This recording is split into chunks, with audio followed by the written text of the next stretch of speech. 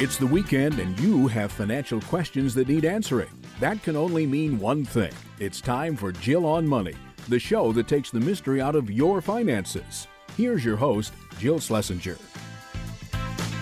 Welcome to the show. It's Jill on Money, and I am Jill Schlesinger, and we are broadcasting live from the Capital One Bank Studios in New York, and we are delighted that you have joined us.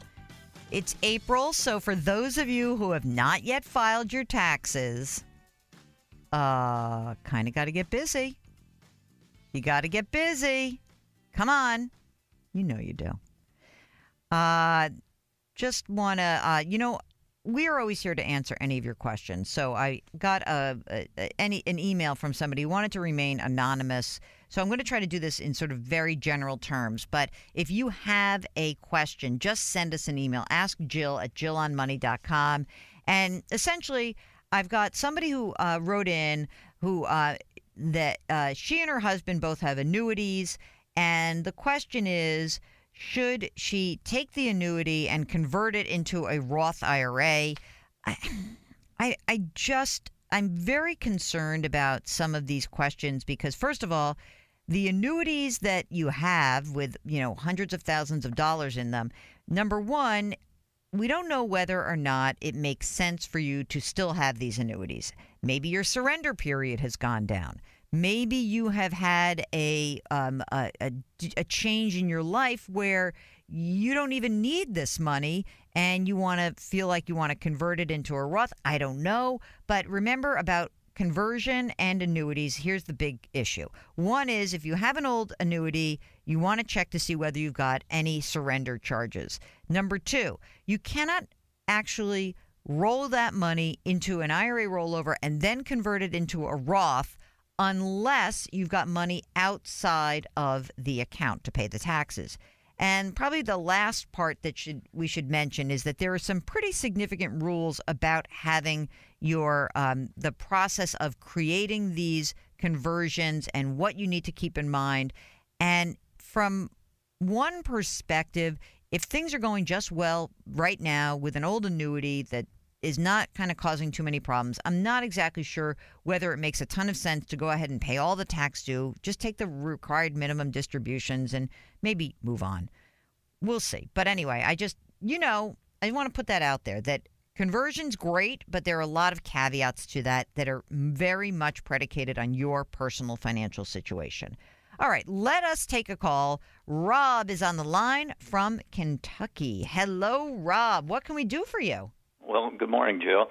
I have a question for you. It's about an annuity, and I have some extra cash that I don't know whether to invest it in EFTs, mutual funds, or should I get an annuity? And the one that I've been presented with, it's a 7-year plan or a 10-year plan. It sounds good going in. It's indexed to a Janus fund, not exactly the S&P, but and the salesperson says it in the last 10 years it's returned about 7% to the customer, which sounds really good. And if I go with the 10-year plan, there's actually a 6% bonus that they offer. He has recommended the 7-year plan because I'm 64 years old, and I just wondered if it was a good idea to consider this. So a couple of questions. This is the money that is going into this potential annuity. What is the source of this money? Is this just savings that you've had? It's in my checking account. Whoa, I like you. 100 G's in a checking account. Tell me a little bit more about what's going on in your financial life. Like right now, how are you supporting yourself? Well, actually, I am semi-retired. I've started drawing my Social Security last year. My wife still works. We have a pretty good portfolio of rental income, and we have a small business that we operate. It's a little construction maintenance firm. Wow, that's great. Property maintenance. So between your Social Security and the rental income, does that forgetting about your wife for a second, because we're not going to make her work forever. But, I mean, I'm sure you would like to, because it certainly makes your financial life better. But the rental income plus your Social Security, plus, let's say, her future Social Security, would that be enough to kind of satisfy most of your needs? Oh, yes. Absolutely. We have a pretty good portfolio of rental income. So, yeah, but that would, yeah. Okay. So, and do you have any investments, any retirement account investments, anything that's out there in addition to the $100,000 in the checking? Combined between my IRA and my Roth, it's around $300,000. But it doesn't even sound like you're going to need to tap that money because you've got all this money coming in, right? Yes. All right. You ready? Here's an easy answer. No annuity. Here's the real reason why. Okay. Because annuities always have fees. They just cost more. And in general, if you needed consistent income, if you really needed like that monthly amount of money at some point in the future, then maybe an annuity could be a solution for you. However, you have consistent income, and you're going to have consistent income. And if you were talking about just a plain old investment, and that's really what this would be, I would much prefer that the $100,000 be invested in, not unlike the way you're investing your IRA or your Roth IRA, a diversified bunch of, say, index funds, something really simple. And if you don't want to take too much risk, then you don't have to put so much money in the market. The problem here is once you toss $100,000 into the annuity product that the advisor's recommending, you lose access to that $100,000. And meaning, yes, there are ways to get it out. Yes, you can get 10% out a year. But the real issue here is that as you are going from semi-retirement into full retirement, I would much prefer that you have liquidity, have access to money that you may not be able to have as easily in an annuity. And what's really interesting is because you mentioned rental property, we know that you have assets that are producing income, but those are not liquid assets either. So I would really want to err on the side of, okay, we've got non-liquid assets in the rental side. We've got some IRA money, some Roth IRA money. The $100,000, I'd much prefer not being tied up into an insurance product. And regardless of what the performance is, I mean, we could look at a 10-year performance of probably a 50% bond and 50% stock portfolio that's over the last 10 years also done 7% with many fewer fees and with you being able to access the money. So, Rob, I say no to the annuity. Yes, if you want to invest some money, go to an index fund. Again, a stock index, a bond index, maybe a little international. Keep enough cash on hand that will see you through anything weird that were to come up. And don't be tantalized. I hear this a lot from so many of you guys. You hear about what happened in the last 10 years. The last 10 years have been freaking great. So any investment's going to look great. So thank you so much for calling.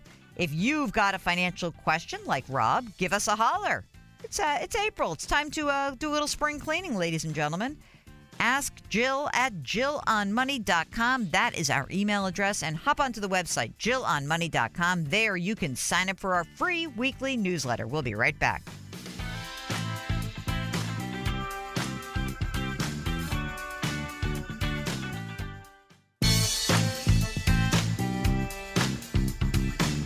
Back to Jill on Money, where Jill Schlesinger helps you take the mystery out of your finances. You're back with Jill on Money. If you've got a financial question, we would really like to hear from you. The email address, askjill at JillOnMoney.com. And that's what Maria did. She wanted to know about Roth IRA. And she said she's contributing to a 401k and she maxes out every year. That's kind of cool. So she's going to try to get $19,000 this year and then another $6,000 on top of that because she's 53. So she says, would a Roth IRA be better?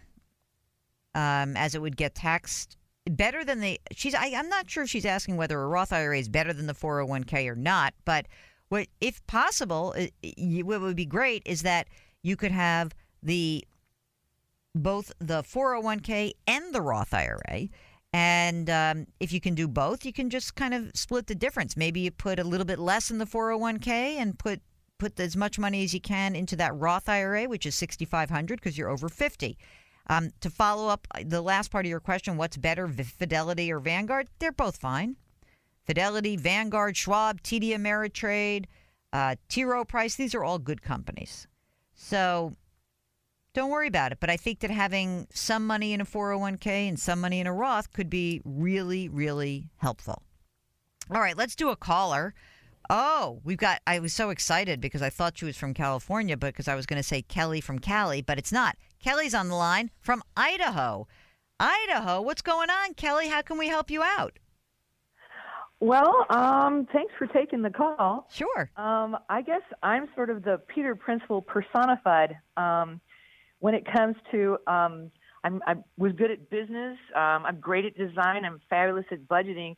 But when it comes to investments, I've reached my level of incompetence, and I don't understand very much of it. Wait a minute. You know, the beautiful thing is that you admit it. So let's go from there. And I'm not going to buy that you're bad at investing. Tell me about yourself. What's been going on? I have been retired for 8 years. Sweet. So, how old are you? 62. Okay. And you retired and no problem with paying your bills? You have like a pension, or are you drawing money from a big investment account? No, I sold my company and I have a lot put away. So give me a ballpark, and like more than $10 million? More than that. Oh, I love you already. Are you single? Because I'm about to come out and marry you. Well, I'm divorced. So you are single. That didn't work out. Yeah. So, all right. After we got it's like it's fine. All right. It worked out fine. All right. Now I can spend my money on what I want to spend it on.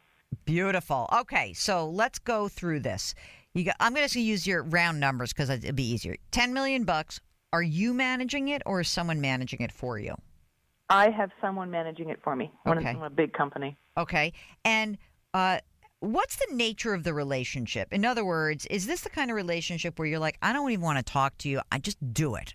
In other words, does this person have discretion over your account, or is this person someone who, will say, I want to do this, and has to get your permission to do the trade? He discusses it with me. I kind of just glaze over. Basically, I went in and I filled out a bunch of paperwork that said, I want to keep my investment thing on the safe to really pretty safe side. Okay. Nothing gray area. I don't want to be staying awake at night going, I just lost, all my money. Yeah, right. I want it pretty safe. I don't need to generate, a whole bunch of income, but I don't want to lose anything either. Okay. I work too hard. No kidding. Say, oops, lost that. Yeah, you don't want to. So that's where it's like, basically I've had money invested with this same fellow managing my account for 10 years. How much does he charge you on a $10 million account? Well, that's one of the things. I have several different accounts. Last year was $154,000 with my fees. Okay. And I have a, I don't understand exactly what it is. It's a PEP. Yeah. It's a hedge PEP account. Okay. And the fees on that account were $60,000. And from the best that I can understand from looking at the 1099, I lost $80,000. Oh, Jesus. And to me, I'm sitting there going, that doesn't sound like a really good idea. No. Okay. I don't want to call this dude out on the air and tell me the company, but here's what I'm thinking. First of all, when you have a $10 million account, your fees should be kind of hurtling towards the 0.25% to 0.5% a year. And depending on what the guy's doing. Honestly, if there were somebody who's doing full-blown financial planning, scenario planning, this plan, it doesn't even sound like he's doing that. It's just he's putting the money to work, right?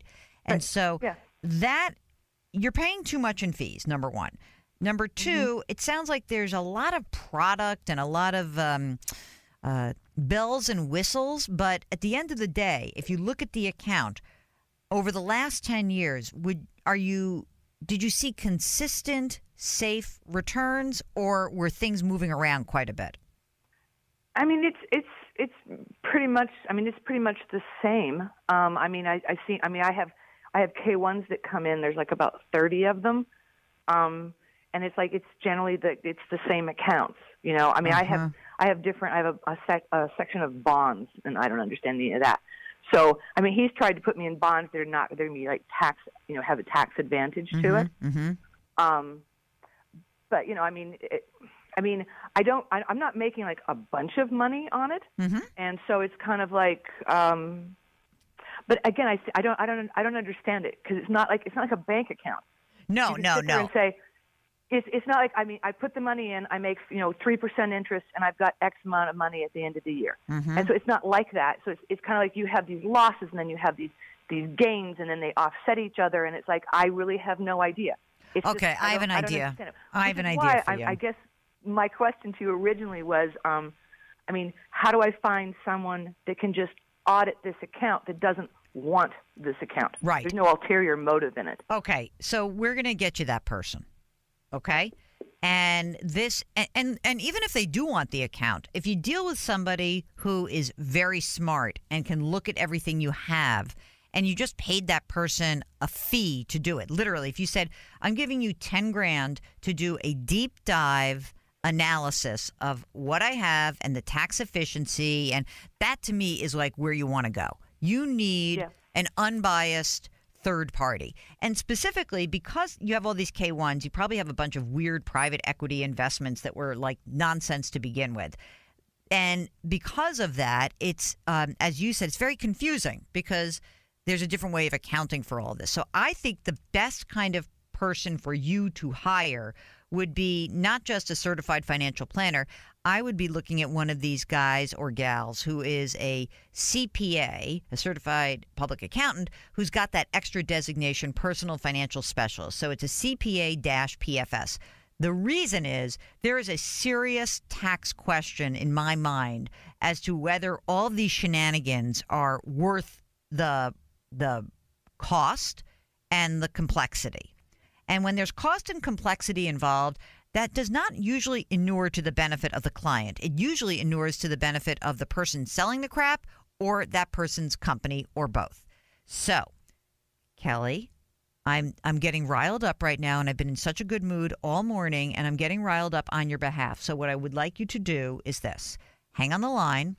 Mark is going to give you the name and the contact information for somebody who I think can help you out, who has that designation, and who's not going to go, chomp at the bit to get all the money. You want an analysis, and you want an unbiased analysis, and you will be willing to pay a flat fee to do that. But it's very clear to me that this is the time to do it because now, as you said, 10 years later, you got all the money you need for your life. Let's not enrich someone else based on all of your hard work. Thank you so much for calling. Hang on. Mark's going to pick up right now. You are listening to Jill on Money, and whether you have $10 million or $10, it's all the money you got in the world, gang. So let us know how we can help you out.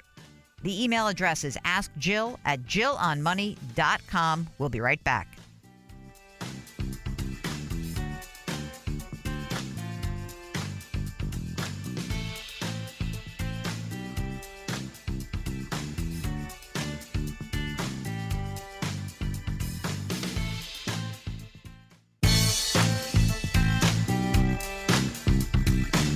If you've missed any part of the show or want to check out a past show, go to JillOnMoney.com for more great personal finance content.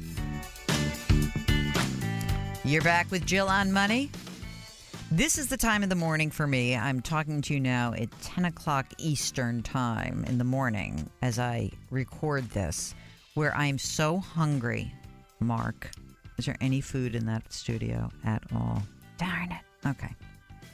Let me focus. I'm going to take this energy and be productive right now. If you've got a financial question, if you like to take control of your financial life, if you want to use this spring as a way to kind of re-engage with your money right after tax season, send us a note. Ask Jill at JillOnMoney.com. Ask Jill at JillOnMoney.com.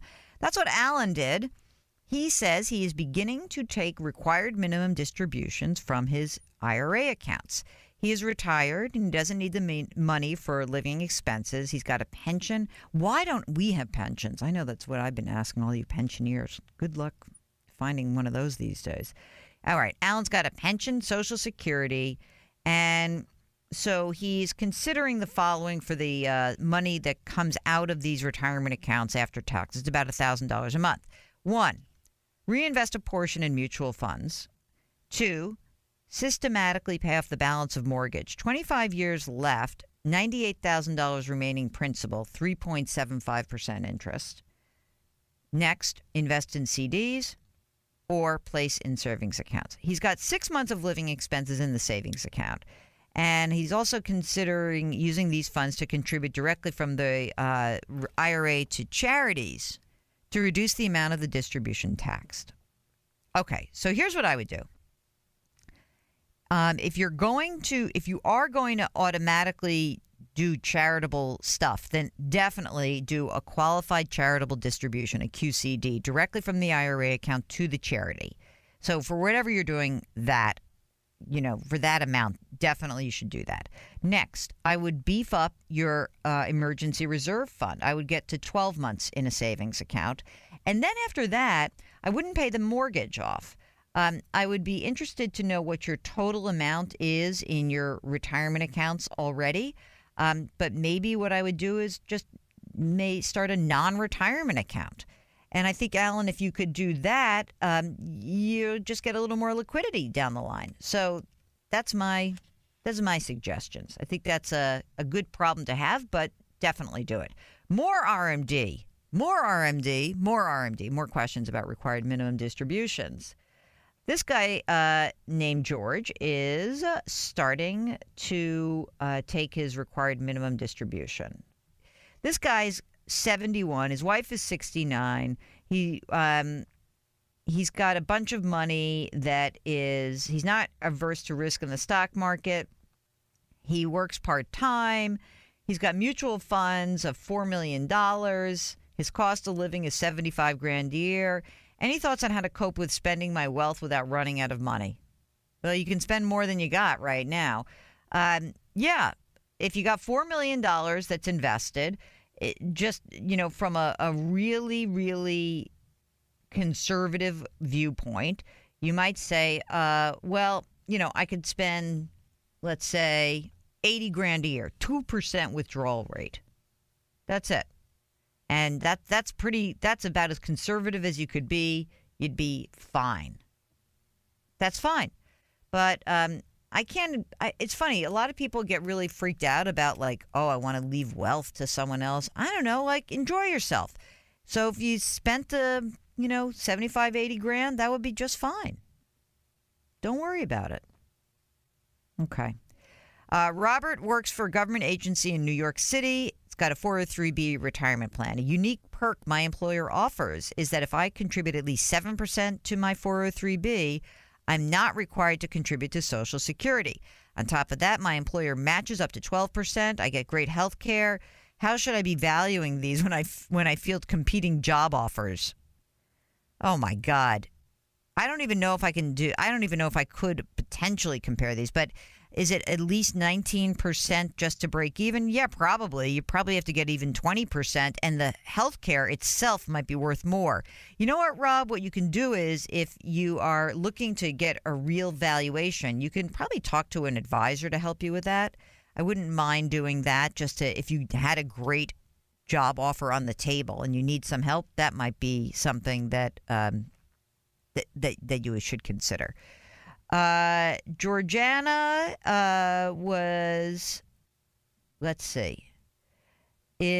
got divorced, and she went to Social Security in May and was told that she could not file on her ex's Social Security record. Huh. Mark, what can I say about that? You should be able to if you've been married for 10 years. Here's a question. Two things. She's divorced, but you got remarried. He got remarried. You're not remarried. Maybe your own Social Security record is higher than half of his. Maybe that's why. I would send me more details. I want to know why you couldn't do that. I'm not sure. It may be that you already filed, or I don't know. All right. Let's see. Larry fully funded a Roth IRA for the last 2 decades. He withdrew some money for tax-free principal for an emergency. And he says, now I find myself able to return the $39,000. Can I do this? No, I don't think you can. I don't think you can go back. You can't put that back in. But I'm glad you still have that's good that you don't have to. I'm glad you got the money back. That's excellent. Let's see.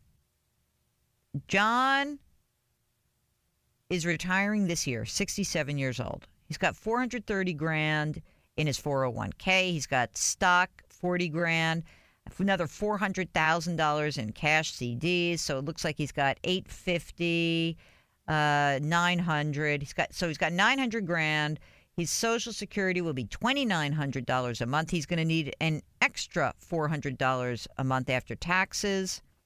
And guess what? His wife, also working, she's got a bunch of money. Am I doing okay? You're doing great. You're going to be fine. You're going to have $1.5 million. You guys are going to be fantastic. Don't worry. Breathe. You're good. You want to know whether you're on the right track? Send us an email. Ask Jill at JillOnMoney.com. And hop onto our website, JillOnMoney.com. There you can buy the book. The book is called The Dumb Things Smart People Do With Their Money, 13 Ways to Right Your Financial Wrongs. We'll be right back.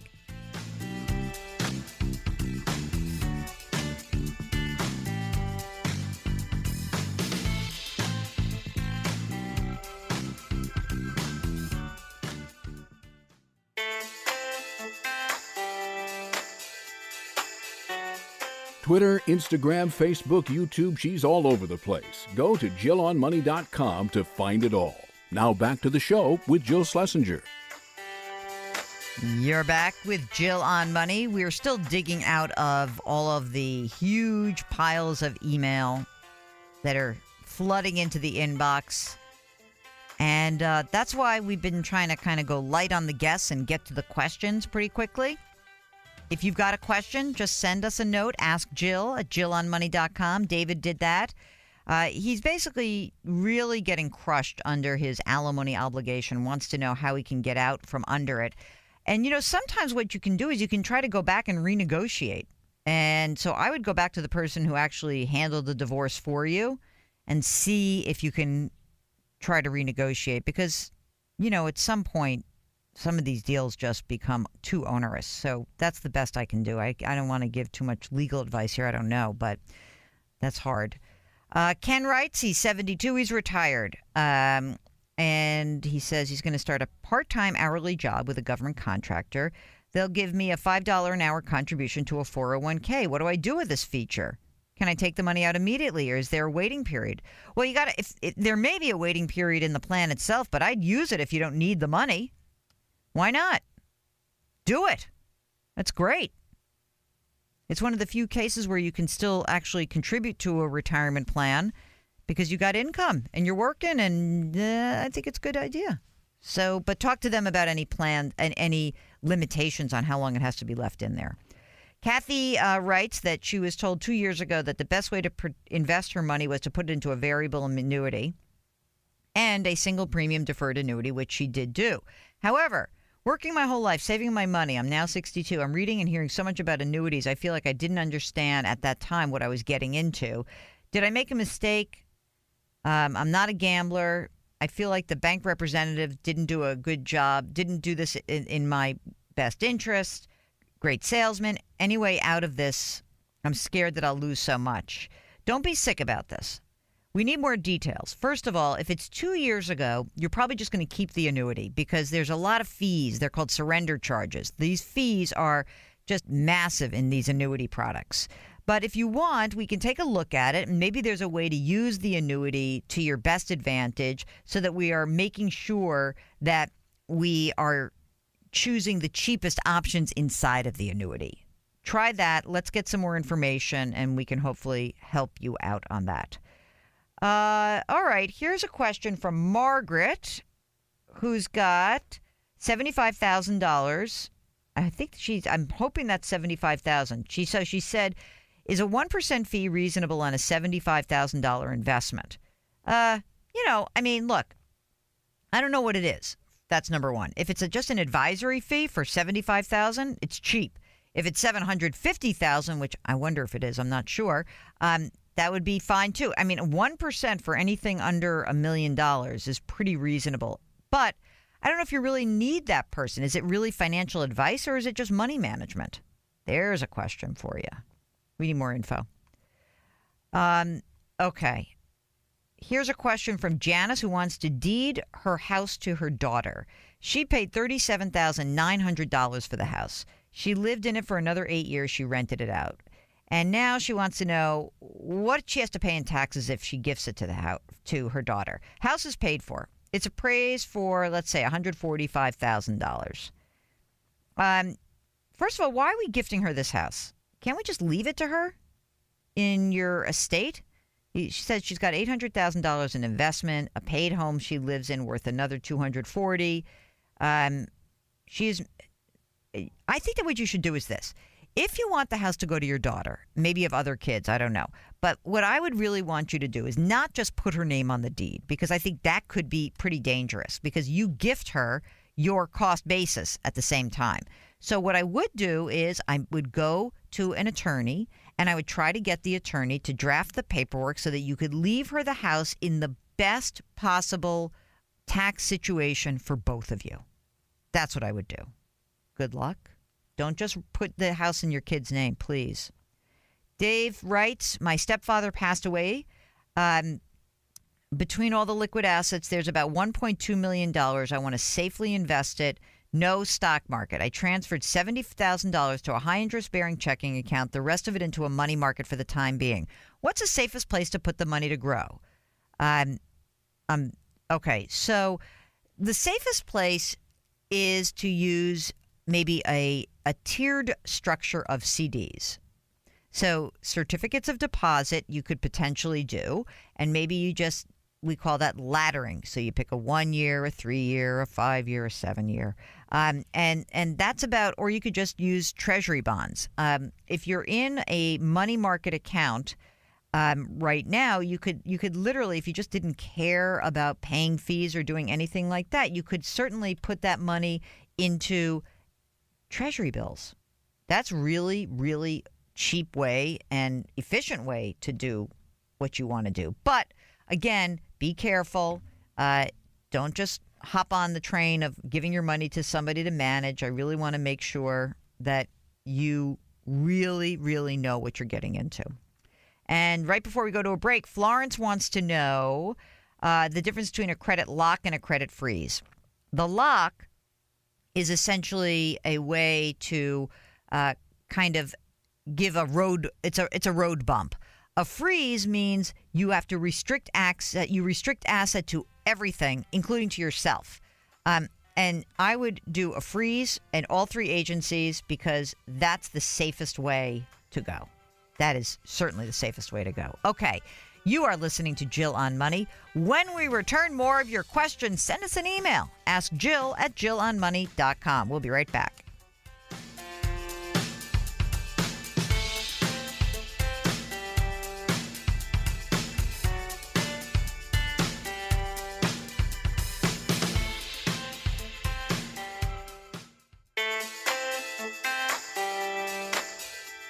You're back with Jill on Money. If you've got a financial question, we want to hear from you. Ask Jill at JillOnMoney.com. That is the email address. That's what Wendell did. Wendell sent us a note. Got 19 grand sitting in a savings account at the credit union. Is there some other way to earn more interest? Sure. You got to just hop onto depositaccounts.com and see. You might get a higher yielding savings money market. That might be a good way to go. Check it out. And you might be pleasantly surprised. Okay. All right. Here's a question.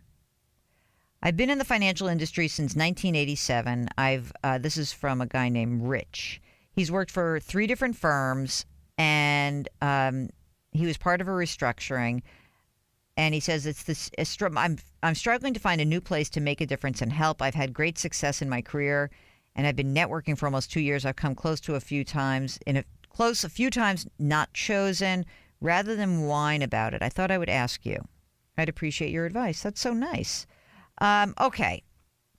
So when it comes to these career things, I'm not sure exactly, what part of the world you want to get into. But, if you want to get into the financial advice business, I can't tell you how someone with your background would be so appreciated giving regular people smart advice. And that, I think you could probably find a way to get a position. And then at least you can maybe get away from the big wirehouse and go work for a smaller independent firm. That could really, I just think that it might be easier for you to re-enter the business that way. So I'm sorry that you're having a hard time. Maybe we got to reset and try a different part of the business. Kurt is asking a question here. He's going to get his pension next year from another country. How do I report this when filing my taxes? Yeah, your pension's I don't know. You're going to have to go talk to an accountant. That's what I think. Because foreign country, did they actually tax it already? I don't know. You might want to check that out. So there you go. Okay, that's it. That's the end of the first hour, and we are broadcasting live from the Capital One Bank studios. And when we return, we're going to get to more of your questions. It's Jill on Money. Hop onto our website, jillonmoney.com. You can listen to past shows, or you can read stuff that we've written, or check out some TV segments. jillonmoney.com. We'll be right back.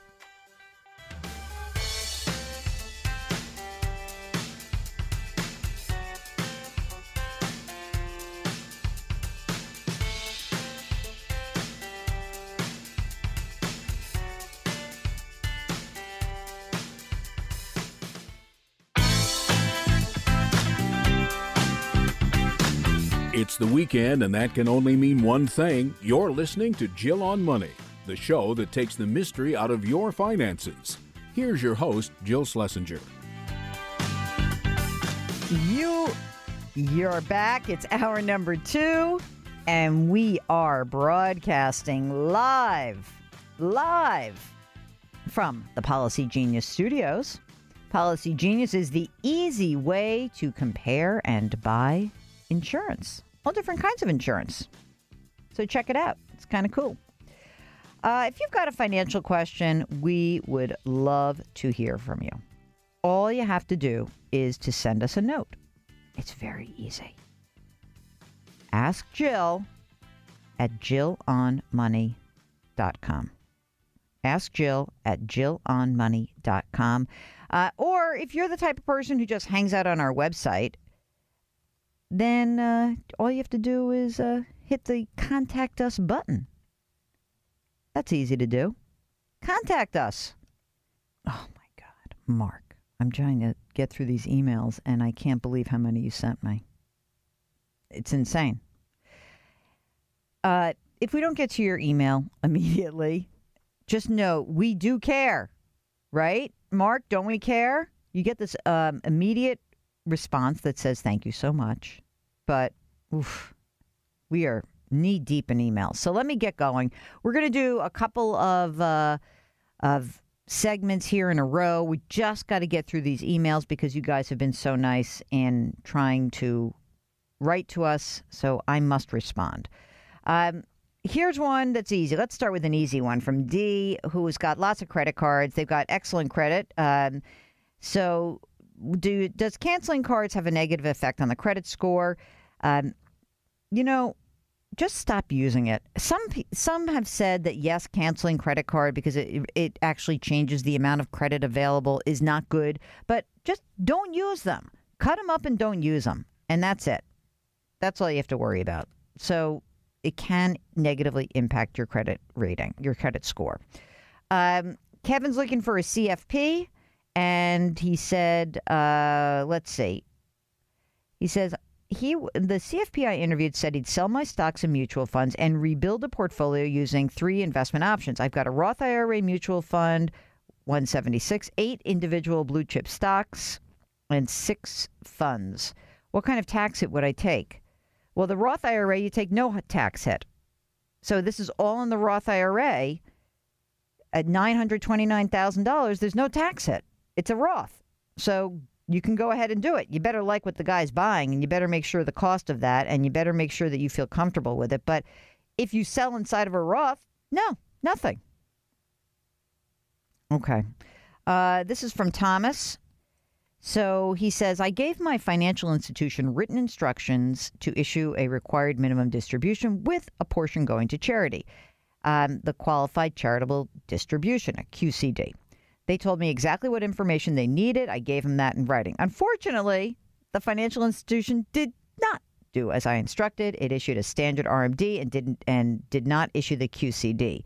Can the erroneous RMD be reversed back out and then the RMD plus QCD be issued? I don't know the answer to this. You should ask them, especially if you have proof. What I would do is I would go.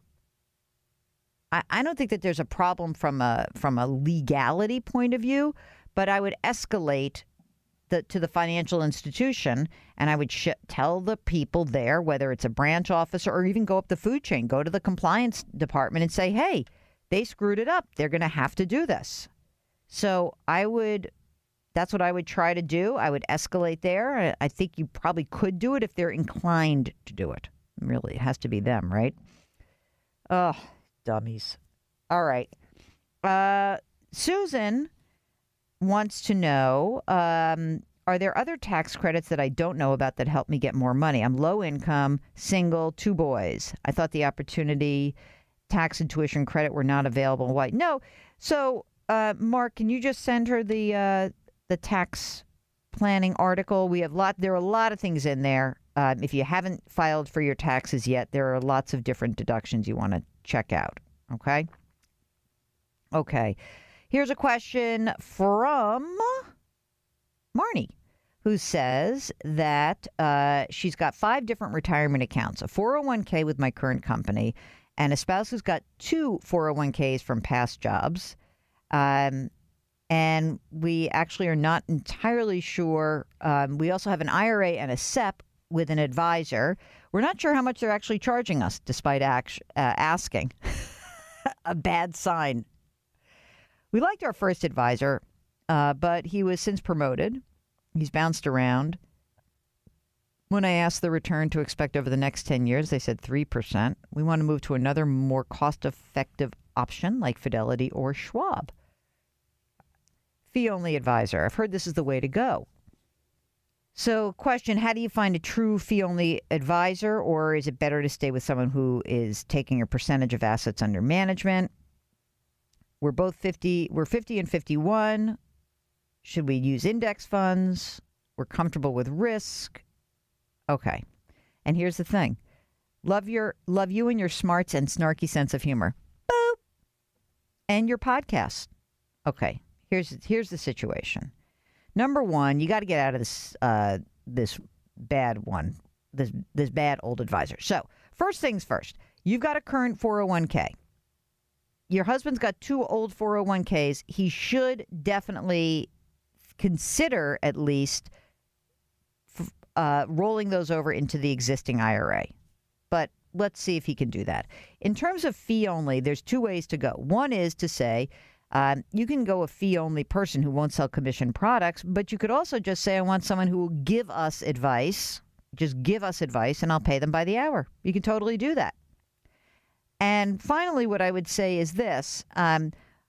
It may be that the best thing that you could do is to roll this money, all of this money, into an online advisory platform, like a Betterment, like a Wealthfront, like a Vanguard robo-advisor, meaning an automatic investment platform. You can get some advice, but it's so cheap. And I think that's what you might want to start with. Maybe you don't even need, this just is asset management. You may not necessarily need a full-time financial planner. So I would check that out. All right?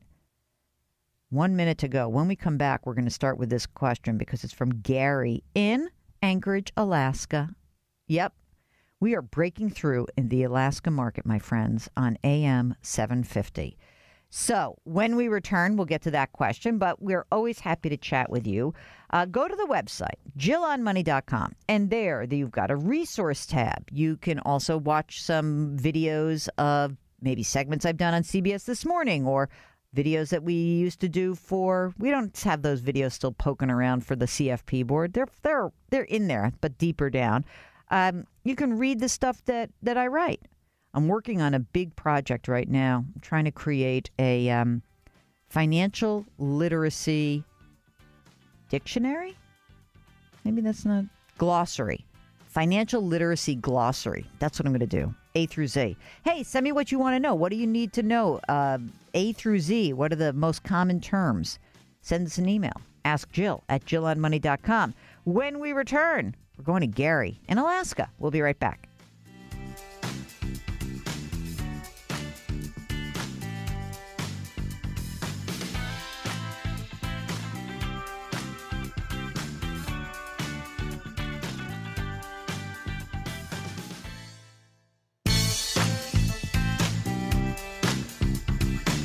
Back to Jill on Money, where Jill Schlesinger helps you take the mystery out of your finances.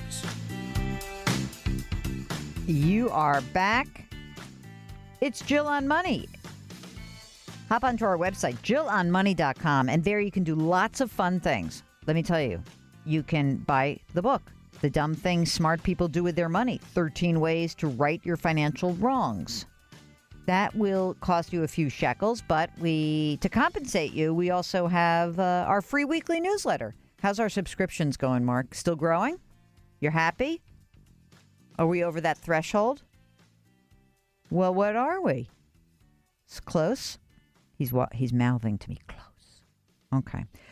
Before we went to the break, I teased you because I said we were going to have an email from Gary in Anchorage who says that he's allocated to a more balanced portfolio. And he said, what do you suggest for diversification of my present $600,000 in one particular mutual fund? So let me just see if I can pull this up before we go crazy here. So this looks to me, he's got $600,000 in a cash reserve fund. Okay, there we go. He's married. He's 63. His wife is 53. He's still working. He gets a pension, though. So he's working and has a pension. Pretty great. He's got a mortgage, home, a $295,000 mortgage. The value of the home, $425,000.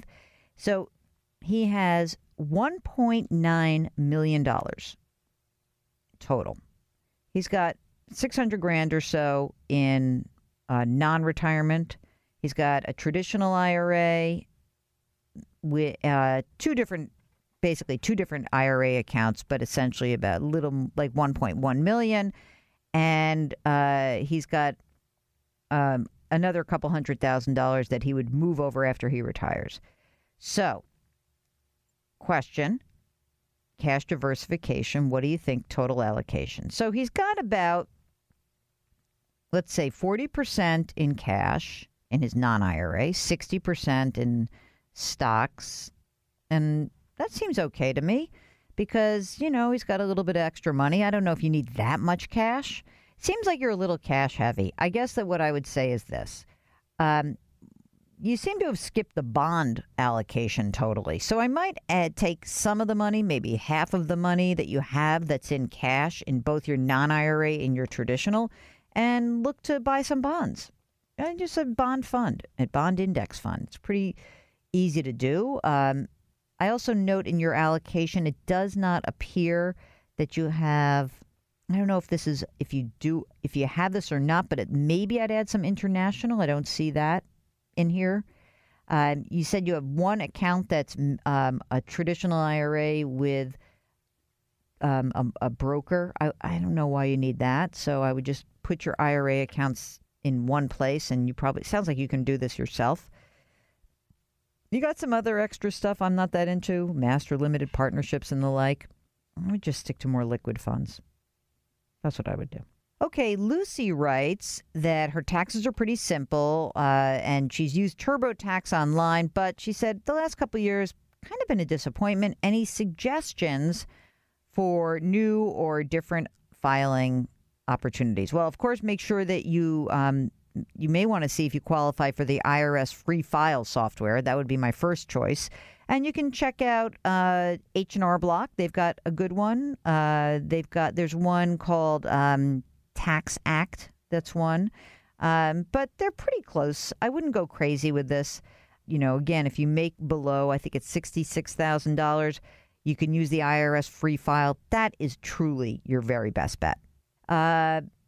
This is from Lisa, who's worried about her trust. She said it was written in 2014, and it was meant to avoid federal taxes, meaning she means estate taxes. And she says, I have learned that if my spouse precedes me in death, that one half of our community property home, as well as 2 other commercial properties, would go into the bypass trust. The concern is that I will be limited in what options I will have to be able to move out of state. Will I be able to sell my home and the commercial properties and leave the state? Will this put me in danger? I don't think so. I would talk to a lawyer. I don't really know the answer to this, but I don't think you have to move out of state. I don't think you have any problem. I just don't understand that. Will this be in danger? Lawyer to my husband, 2 sons. I think that this sounds like a really murky situation. Sounds like a second marriage. There are some problems with kids. So what I would do is I would kind of on the sly, Lisa, go get your own lawyer. Go get your own estate lawyer and get some recommendations about what you should do. This I don't, I just don't know. This is a legal matter. All right. Okay, here is a question from Todd, who's 49, wants to work at least till 60. Don't make it sound like it's so great. 60 is like the bare minimum. Let's all talk about 65. Anyway, Todd's got 30% of his portfolio in a stable income fund. And a friend told me that at my age, it should be 0%. What do you think? Well, stable income is basically a high-paying cash account. But I don't know what else is in the fund. I don't know how much money you have, and I need more details. So do follow up. Stable value is fine. If you have $10 million and 30% is in stable value, great. I don't know. I need more information, and I need to know where else you have your money invested. Okay. Steve is 56. He's married. He's got 3 boys. 2 married, 1 close, and a recent grandchild. I'd like to retire next year. You're only 56. All right. He's got $1.2 million in retirement accounts, $800,000 in brokerage accounts. Okay. My idea is to create a family financial ecosystem.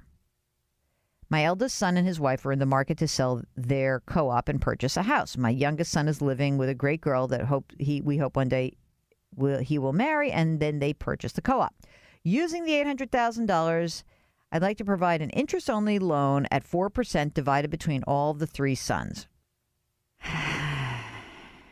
Did you hear that? Was a big breath. This makes me so nervous. First of all, I mean, it's sort of an interesting idea, and I get it, and it's a great way to get your money to work for you. I don't know. Are your kids, do they have good jobs? It's a lot of your total net worth to fork over in this endeavor. Let's say you did do it and you ignore my advice that, hey, Steve, this is too risky. I'll tell you what I would do. I'd get a lawyer to paper these deals, because what if one of your sons doesn't quite make good on everything?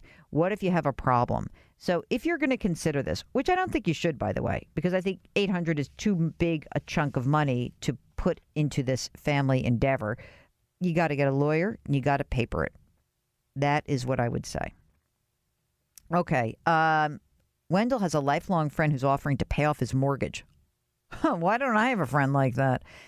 Wendell owes $221,000. How do we go about this? It can be tricky with the gifting. Well, I don't know if you're single or not, but if your lifelong friend is married, your friend and the partner can gift you money, or he can just gift you, or she can gift you, 15 grand a year as an individual. So you could do it slowly and say, you keep paying and then you get 15 grand a year. Or I guess alternatively, if your friend wants to use up part of his or her gift tax exclusion, they could do it all in one fell swoop, but they'd have to file a gift tax return. So you can do it. And maybe all of us will then figure out how we could find friends like Wendell's friends. That's a nice thing. Mark, I'm your friend. And I would like, no, not doing that. Love you, not doing that.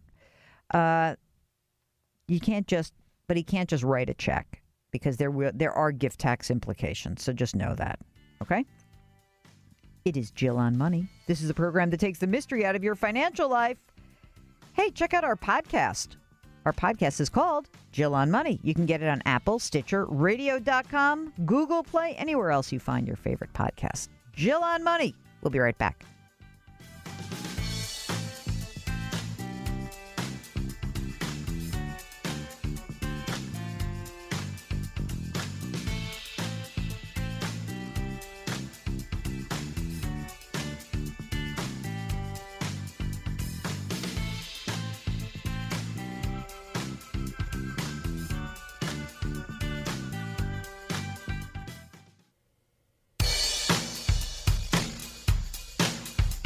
Do I invest here? Should I put my money there? Jill Schlesinger can help you. Back to Jill on Money.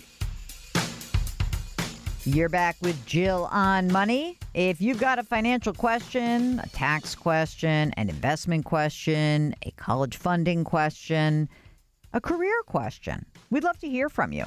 All you have to do is send an email, askjill@jillonmoney.com, or if you're on the website because you're either buying the book, The Dumb Things Smart People Do With Their Money, or you're signing up for our free weekly newsletter, or you're reading some stuff that I've written or watching some content or listening to old shows.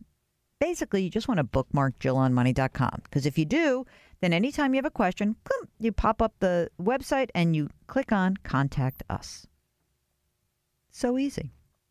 That's what Bob did. He said he's considering retiring. He's 67 years old. He's got about $1 million, and I've got about $1 million. And oh boy, Mark, people are just writing too quickly. I don't understand this email. It looks to me like he's got something like $1 million in an IRA, $1.5 million in a joint account, a house and a second home. Oh my God, this is so cryptic. Okay, so he's got let's. In sum, he's got about $2.5 million, and he's got about $1 million in real estate. He wants to position himself and wants to know about Social Security. What is the recommendation?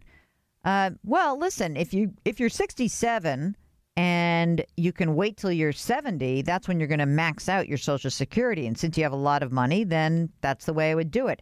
If you're asking a different question, potentially because you're asking about allocation, I don't know. You got to tell me what you got. Okay?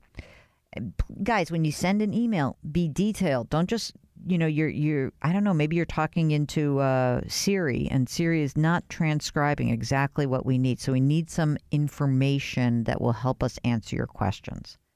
Either that or Mark has to be better in vetting the questions.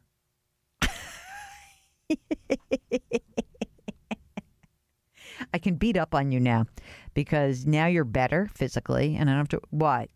Oh my God. You're a hot mess is what you are. Okay. Barry writes, we're contemplating the purchase of a small house that is walking distance from our current residence for the sole purpose of installing an inside exercise pool. All right. They're retired. They're in their mid-60s. No debt. $290,000 in an IRA. $180,000 in savings. They have Social Security and pension. Seems good. They're intending to purchase a vehicle in 6 months. Should I mortgage? Should I mortgage the money or spend some of my IRA? I don't even know what's happening. Is this house going to be your second house or is it going to replace the house? You think it's replacing the house or it's a second house? It's a second house. Can't you just join the Y?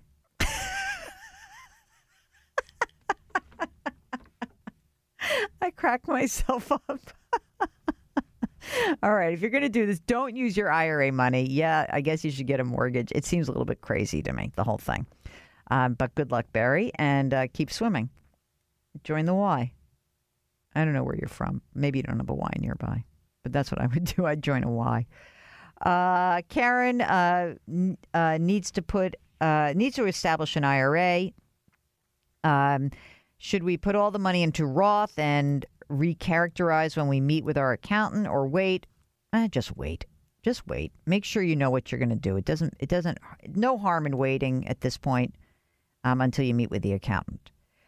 All right, here we go. This is from Alicia, who is complicated, but she's going to try to keep it simple. She found out her husband didn't have taxes taken out of his checks for all of 2018. Ruh-roh. He's nothing saved to pay those taxes. We live on opposite ends of the state. We lived on opposite ends of the state for the year. I then moved to the same city. I bought a house last month, but thanks to our state, his name is on the deed. My question, if he doesn't pay the taxes, can the IRS come after my house? I don't know if they'll come after your house, but they might come after. So wait a second. I think you may want to talk. This is what I would do. I think could be one of those weird cases where you want to file separately, mostly because it's very complicated. And I think you should talk to a CPA in your state to make sure that that's okay. And also because of the tax situation. So just your state and making sure that you're not putting yourself in jeopardy. Check that out. That's what I would do. So Bruce writes that he recently acquired $10,000 from the sale of a plot of land. He's considering putting that amount towards his mortgage. He's got 3 months of expenses set aside, pretty conservative. He's just got this $180,000 mortgage. He says, I have $10,000 that I can even throw down on the mortgage, stash away in savings with my other emergency money. Only caveat, I'm a federal employee, so I'm a bit more jumpy these days with the recent furlough. That's probably smart. He's 51, recently divorced.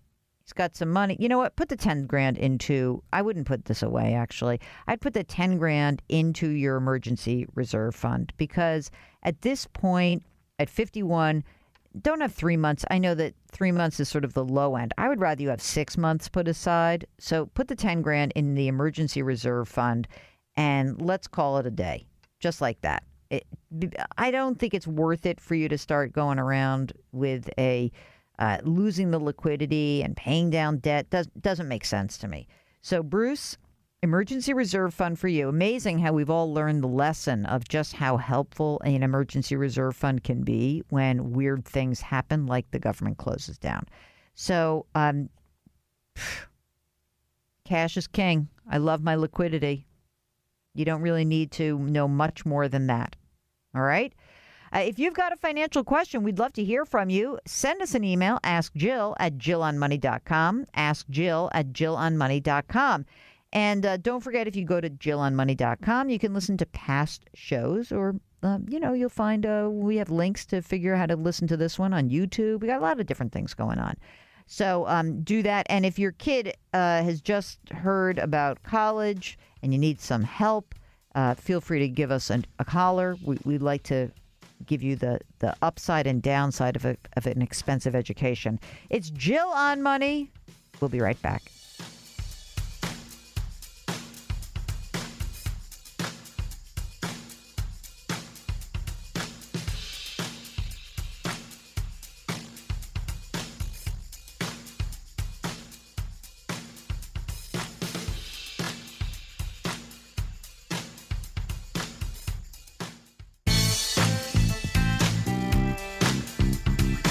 .401ks, IRAs, refinancing, she covers it all. Back to Jill on Money with Jill Schlesinger.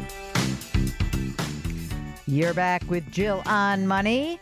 If you've got a financial question, we'd love to hear from you.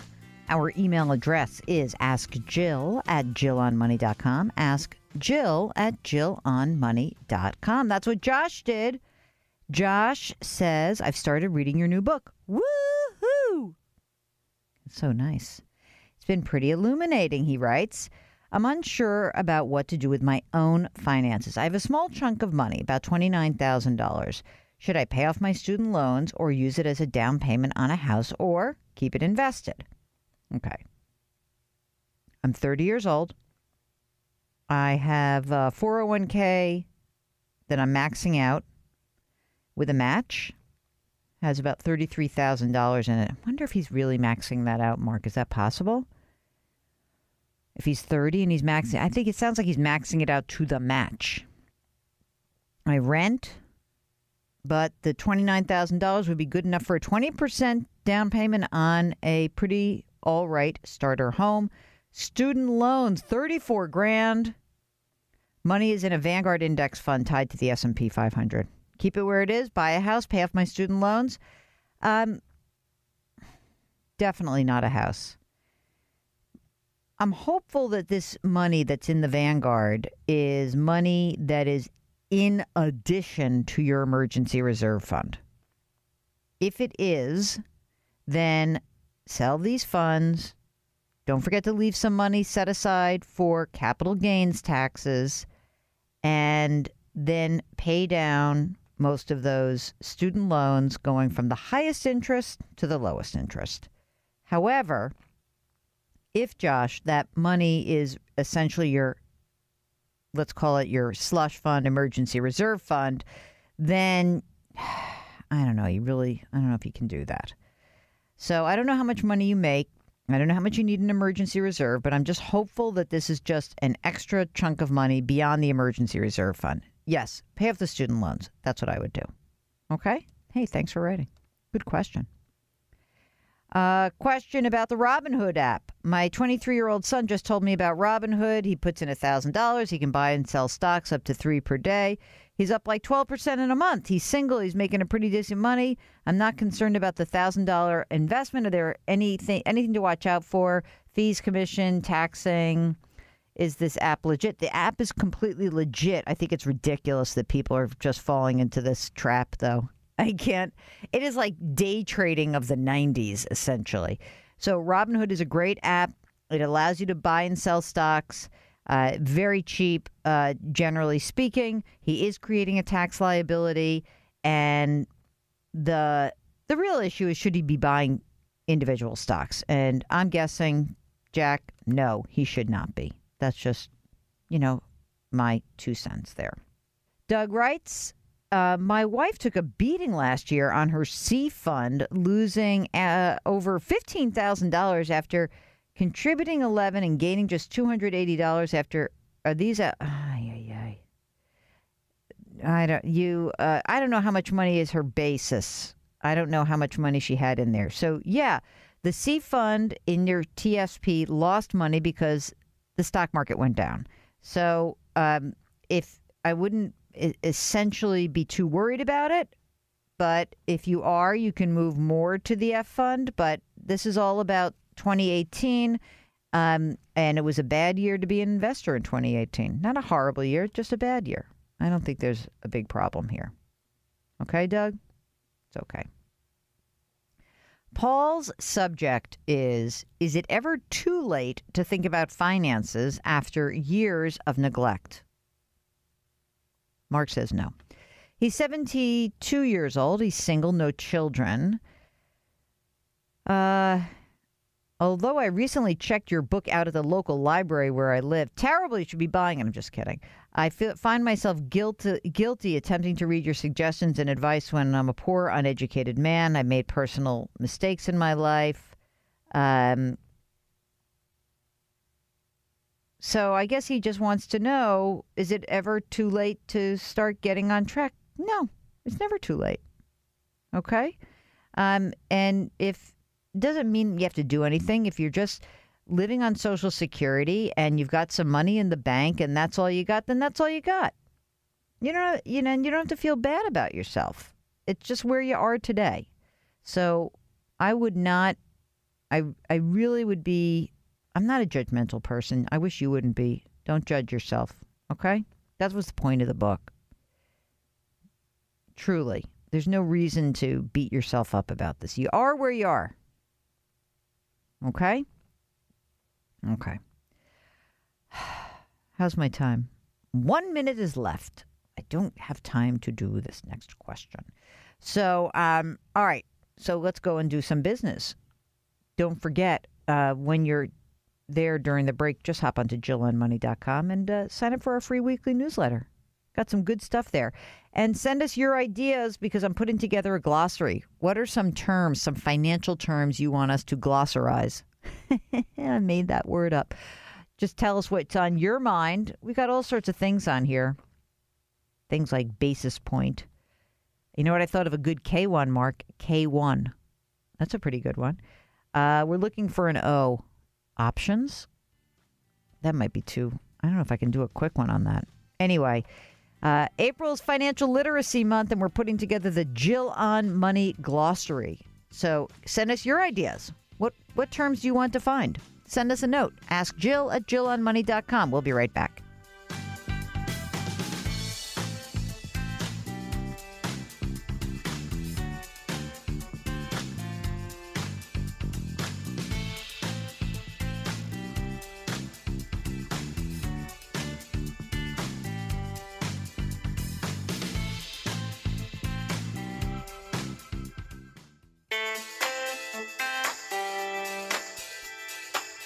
You're back with Jill on Money, and before we finish off the show, I just want to remind you that we are broadcasting live from the Policy Genius studios. Policy Genius is the easy way to compare and buy insurance.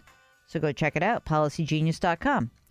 Okay, so VB writes, ardent fan, thanks for your service. I have a dilemma and need your guidance. I've taken a home equity loan out for my kids' college education 4 years ago. It now is at $51,000. 2 more years of school fees to pay for my younger son. I've got an emergency reserve fund of $80,000. I'm expecting a bonus of $25,000. So adding to adding it up, I'll have $100,000 or more. Okay. The home equity line of credit, 5.5%. Should I pay it off? It'll leave me with $50,000 in my emergency reserve fund, covering my 6 months of expenses. Emotionally, I feel like I should pay it off. Financially, is that the right decision? Well, what are you going to do about the other 2 years of school? What are you going to pay? What are you going to use? You're going to just run? Are you going to take the line back out? I mean, yeah, I have no problem with this. Yes, you can pay off the loan, but I'm just wondering, what are you doing for the other 2 years that are left? What are your kids doing? They taking out loans too? Just wondering. Anyway, as long as you have 6 months and things are pretty good there, fine. If, I guess that theoretically, if you have 2 more years of school fees to pay, I'm not sure where that's going to come from. If you're going to pull out the home equity line of credit again, I guess that's okay. But just be careful. So let's kind of leave it at that. That's not a bad thing. It's not terrible. I just want to make sure the kids got some skin in the game too, because you sure do. Oh, boy. All right. Remember, send us your ideas for our financial glossary that I'm trying to develop. Jill on Money. Anytime you have a question, send us an email. Ask Jill at JillOnMoney.com or hop onto the website, JillOnMoney.com. You can get all of our good stuff. All the goodies are there. The book, the newsletter that's free, resources. Check it out, JillOnMoney.com. Thanks for listening. We'll see you next week.